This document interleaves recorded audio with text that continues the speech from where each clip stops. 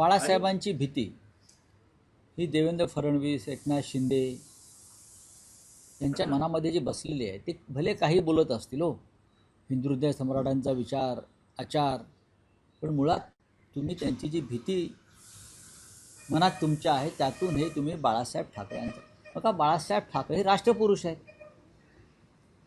ते आता काही एका राजकीय पक्षाचे नेते राहिलेले नाहीत ना. त्यांना तुम्ही राष्ट्रपुरुषाचा दर्जा दिल्यावर तुम्ही गांधींचा पुतळा झाकलाय का?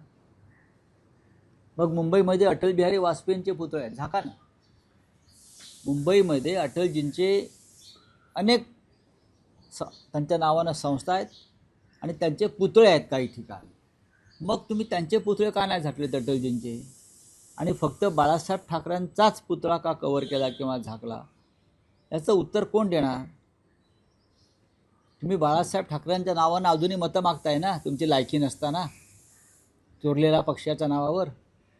मग बाळासाहेबांचा तुम्ही पुतळा झाकताय, पण निवडणूक आयोग इतका मूर्ख आहे की बाळासाहेबांचे फोटो आम्ही पाठे बॅनरवर लावतो आहे. प्रत्येकजण ते चोरलेला शिवसेनावाले लावत आहेत, भाजपवाले लावत आहेत. ते कसे झाकणार तुम्ही?